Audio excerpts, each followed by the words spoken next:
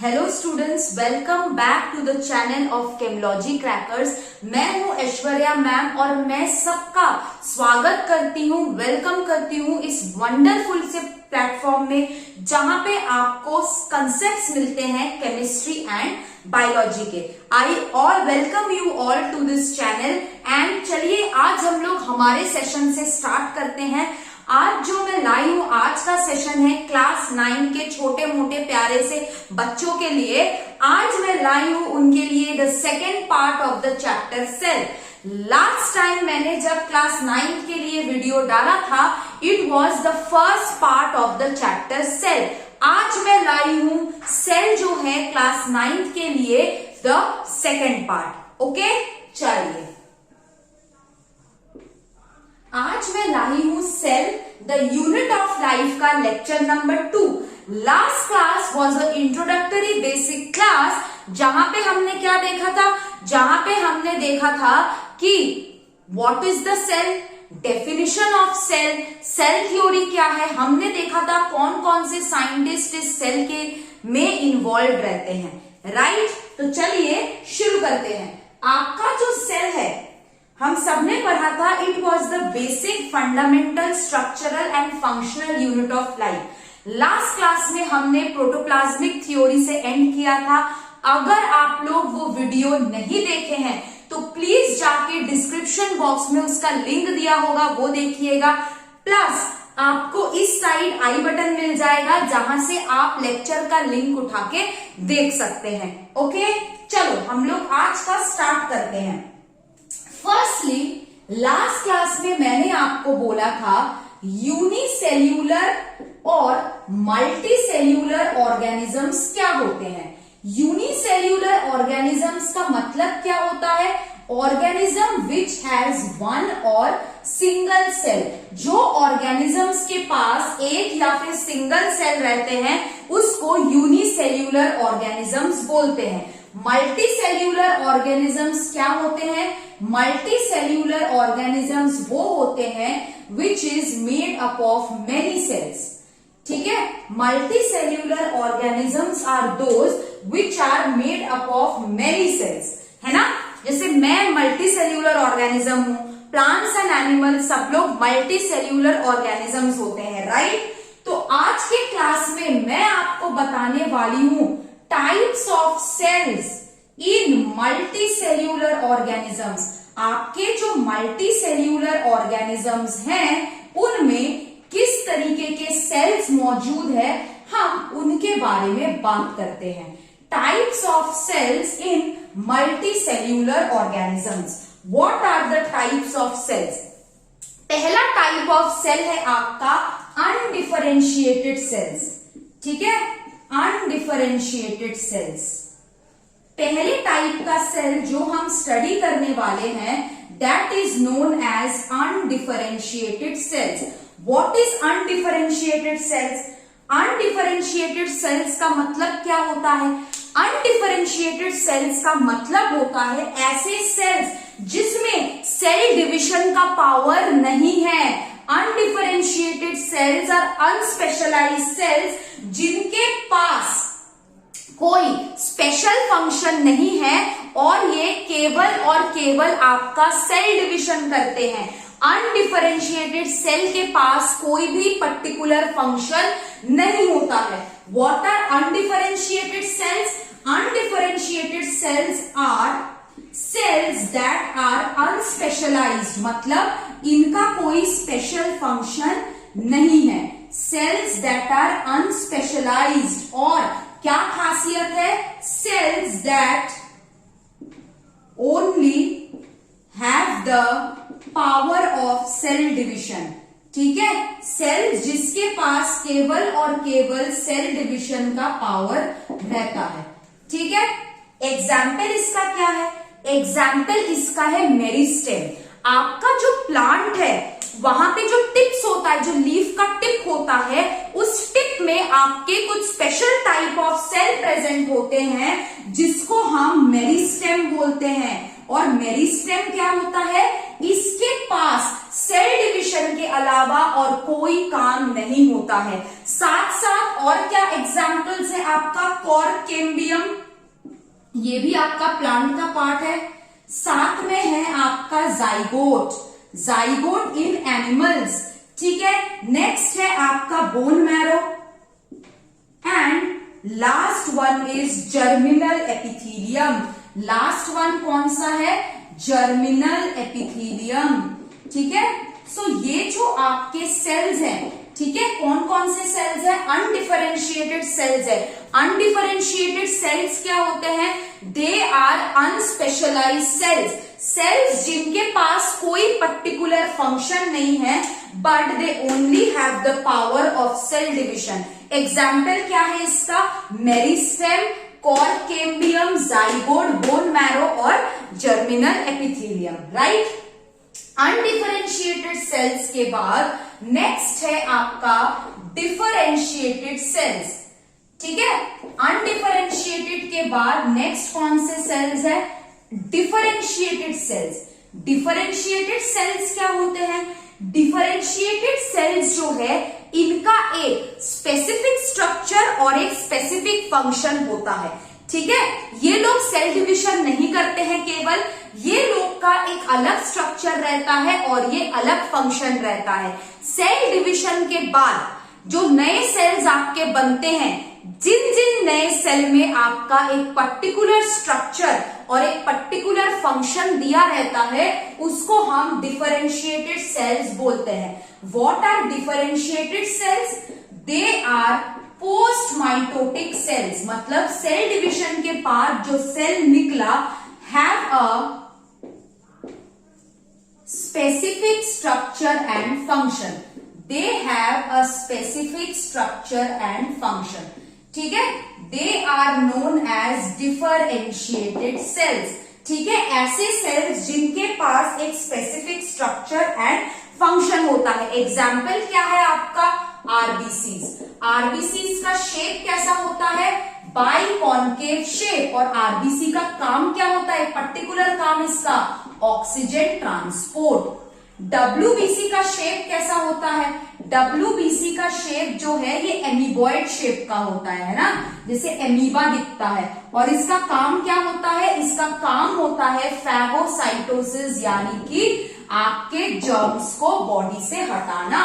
So these are differentiated cells जो cell division के बाद एक पर्टिकुलर स्ट्रक्चर, एक पर्टिकुलर फंक्शन अज्यूम कर लेते हैं, ठीक है।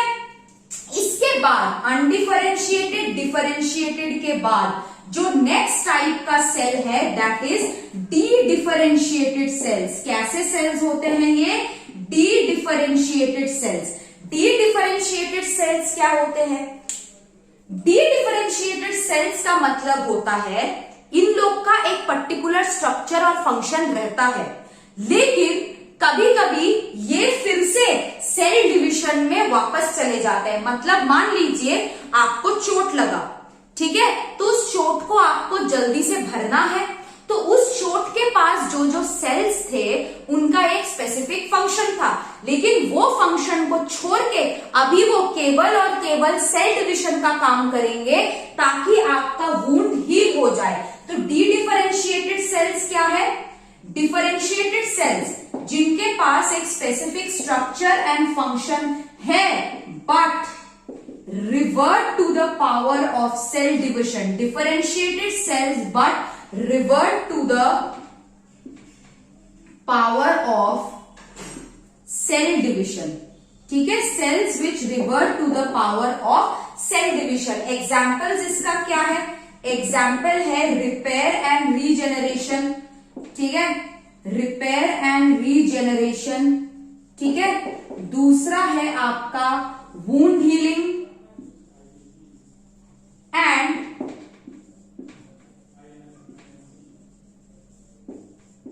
तीसरा है आपका सेकेंडरी ग्रोथ, ठीक है। तो ये आपके तीन टाइप ऑफ सेल्स है। क्या क्या? अनडिफरेंशिएटेड सेल्स जो केवल सेल डिविजन करता है, डिफरेंशिएटेड सेल्स जिसका एक स्पेसिफिक स्ट्रक्चर और एक फंक्शन है, डी डिफरेंशिएटेड सेल जिसका एक स्पेसिफिक स्ट्रक्चर और फंक्शन था लेकिन चोट लगने के वजह से ये फिर से आपका सेल डिविजन का काम करने लगे, ठीक है। आई होप सबको यहां तक क्लियर है। एक बार सब लोग देख ले undifferentiated cell, dedifferentiated cell और डिफरेंशिएटेड सेल्स का मतलब क्या है। ठीक है, चलो अब हम लोग पढ़ेंगे कि आपका ये जो सेल है, ठीक है, it is an open system. Open system का मतलब क्या है, यहाँ पे कंटिन्यूअसली आपका सब्सटेंसेस जो है वो एक्सचेंज हो रहे हैं, लेकिन आप सेल के काम को और अच्छे से कैसे कर सकते हैं, आपके जो बॉडी में सेल्स है वो कैसे आपका क्विक काम करते हैं, वो हम देखते हैं। चलिए, आपका जो सेल है, ठीक है, cell is an open system. Cell कैसा सिस्टम है, एक ओपन सिस्टम है ना, क्लोज सिस्टम नहीं है। कंटिन्यूअसली यहां पे क्या हो रहा है, एक्सचेंज ऑफ मटेरियल्स। अब इसका जो न्यूक्लियोसाइटोप्लाज्मिक रेशियो होगा, न्यूक्लियोसाइटोप्लाज्मिक रेशियो का मतलब क्या है, what is nucleocytoplasmic ratio, nucleocytoplasmic ratio. पहला point, cell is an open system में पहला पॉइंट क्या है, न्यूक्लियोसाइटोप्लाज्मिक रेशियो। इसका मतलब क्या है, रेशियो ऑफ वॉल्यूम ऑफ, किसका वॉल्यूम होगा, यहां पे न्यूक्लियस और साइटोप्लाज्म का बात बोल रहा है, तो ratio of volume of nucleus to the, ठीक है, वॉल्यूम ऑफ साइटोप्लाज्म। ठीक है, ratio of volume of nucleus to the volume of cytoplasm. जो आपके स्मॉल सेल्स है, ठीक है, जो आपके छोटे सेल है, स्मॉल सेल है, उनका जो न्यूक्लियोसाइटोप्लाज्मिक रेशियो होता है वो हाई होता है। क्या बोला मैंने, जो आपके स्मॉल सेल्स होते हैं, जो आपके छोटे सेल्स होते हैं, they have a high nucleocytoplasmic ratio. इससे क्या होता है, आपका न्यूक्लियस का मेटाबॉलिक एक्टिविटीज, न्यूक्लियस में जो भी मेटाबॉलिक एक्टिविटीज हो रही हैं वो आपका इंक्रीज होता है। ठीक है, और क्योंकि nucleus brain of the cell होता है, तो न्यूक्लियस के एक्टिविटीज में अगर इंक्रीज होगा तो सेल के एक्टिविटीज में भी इंक्रीज होगा। तो पहला जो न्यूक्लियोसाइटोप्लाज्मिक रेशियो है, it is the ratio of volume of nucleus to the volume of cytoplasm. Next point क्या है, what is the next point, larger the surface area. Surface area अगर बड़ा है सेल का, larger the surface area of cell, जितना ज्यादा surface area होगा cell का, उतना ज्यादा मटीरियल्स जल्दी जल्दी पास करेंगे। Larger the surface of area of the cell, higher the ability to exchange more materials. ठीक है, higher is the ability to exchange more materials, right. चलो, नेक्स्ट पॉइंट क्या है, नेक्स्ट पॉइंट है larger the volume of cell. ठीक है, volume of cell जितना बड़ा होगा, larger the volume of cell, more will be the chemical activity of the cell, more the ability for chemical activity of cell। ठीक है, तो यहां पे 3 पॉइंट से आपका सेल जो है it is an open system. आपका जो न्यूक्लियोसाइटोप्लाज्मिक रेशियो है, ये अगर आपका छोटे सेल के लिए हाई NH2C रेशियो होगा, अगर लार्ज सेल होगा तो NH2C रेशियो आपका कि क्या होना चाहिए, छोटा होना चाहिए, इनवर्सली प्रोपोर्शनल है to the size of the cell. तो ये आपके कुछ पॉइंट्स है जहां से आपके क्वेश्चन आ सकते हैं कि सेल का वॉल्यूम बड़ा होना चाहिए कि नहीं, सेल का सरफेस एरिया बड़ा होना चाहिए कि नहीं, राइट। अब इसके बाद हम लोग स्टडी करेंगे प्रोकैरियोटिक और यूकैरियोटिक सेल। ठीक है, सिंपली मैं आपको अभी ये बता दे रही हूं कि आपका जो प्रोकैरियोटिक सेल होता है that is the bacterial cell, है ना। प्रोकैरियोटिक सेल में क्या रहता है आपका जो प्रोकैरियोटिक सेल होता है, prokaryotic cell do not have a well defined nucleus. Prokaryotic cell जो कि आपका बैक्टीरियल सेल है, उनके पास प्रॉपर न्यूक्लियस नहीं रहता है, बट यूकैरियोटिक सेल जो है उनके पास प्रॉपर न्यूक्लियस प्रेजेंट होता है। तो आज हम जो है स्टडी करेंगे यूकैरियोटिक सेल।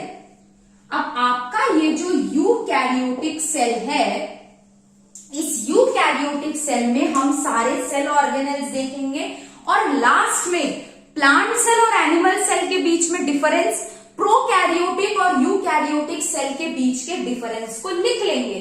उससे पहले यहां पे मैं एक टेबल बनाना चाहती हूं जहां पे मैं आपको ये बताऊंगी कि यूकैरियोटिक सेल में कौन सा पार्ट लिविंग है और कौन सा पार्ट नॉन लिविंग है। पहले तो मैं यहां पे नॉन लिविंग लिखूंगी, ठीक है। नॉन लिविंग के बाद क्या होगा, पार्टली लिविंग,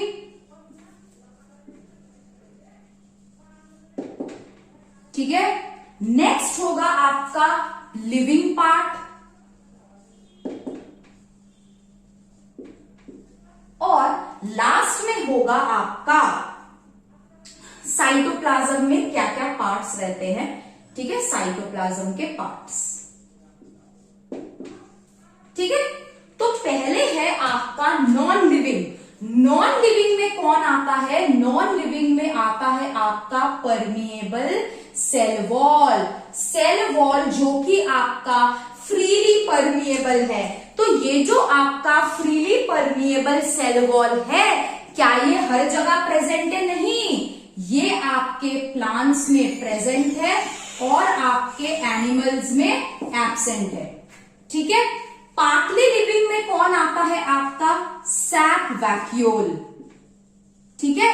ये प्लांट्स में जो है थोड़ा ज्यादा डेवलप्ड है, प्लांट्स में SAP vacuole is more developed. मैं पढ़ाऊंगी आपको what is SAP vacuole. Living part में कौन कौन आता है आपका प्रोटोप्लाज्म।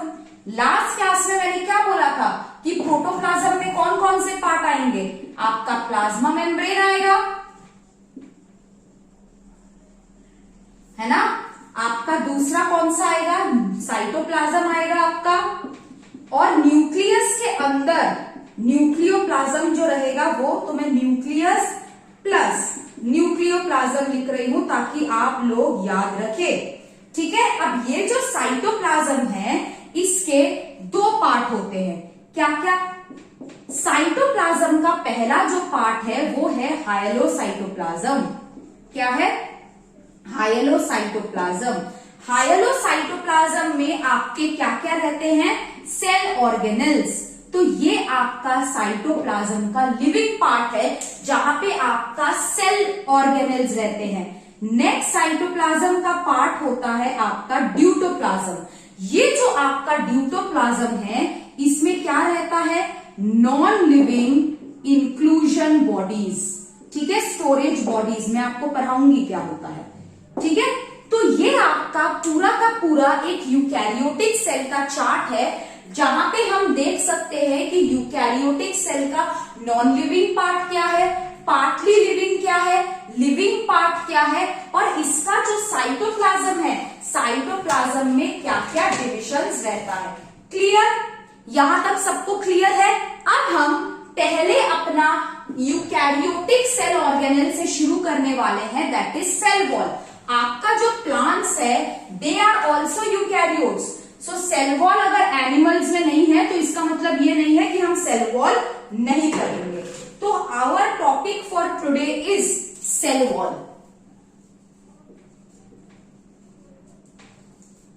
चलो, आपका जो सेल वॉल है इसका क्या खासियत है, it is the outer protective rigid coat surrounding the plasma membrane. Plasma membrane के बाहर जो आउटर कवरिंग आपका रहता है वो सेल वॉल होता है। तो क्या है, outer protective rigid coat, rigid मतलब हार्ड होता है, outer protective rigid coat surrounding the cell membrane और प्लाज्मा मेम्ब्रेन, सेल और प्लाज्मा मेम्ब्रेन, कुछ भी बोलो। तो सेल वॉल क्या है? It is the outer protective rigid coat which is surrounding the cell और द प्लाज्मा मेम्ब्रेन।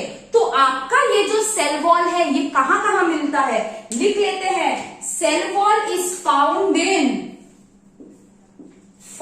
इन कहां कहां? प्लांट्स में मिलता है ना? एल्गी में भी सेल वॉल मिलता है, फंगी में भी मिलता है, बैक्टीरियल एंड सम प्रोटिस्ट्स, इन सब में आपका क्या मिलता है? Cell wall. तो एब्सेंट किधर है? एब्सेंट है आपके एनिमल्स में और ह्यूमन बींग्स में। तो एब्सेंट किधर है? एब्सेंट इन किसमें? Plant gametes. प्लांट के जो गैमीट्स होते हैं स्पर्म एंड ओवा, उसमें आपका नहीं रहता है। और एनिमल्स में भी आपका सेल वॉल एब्सेंट होता है।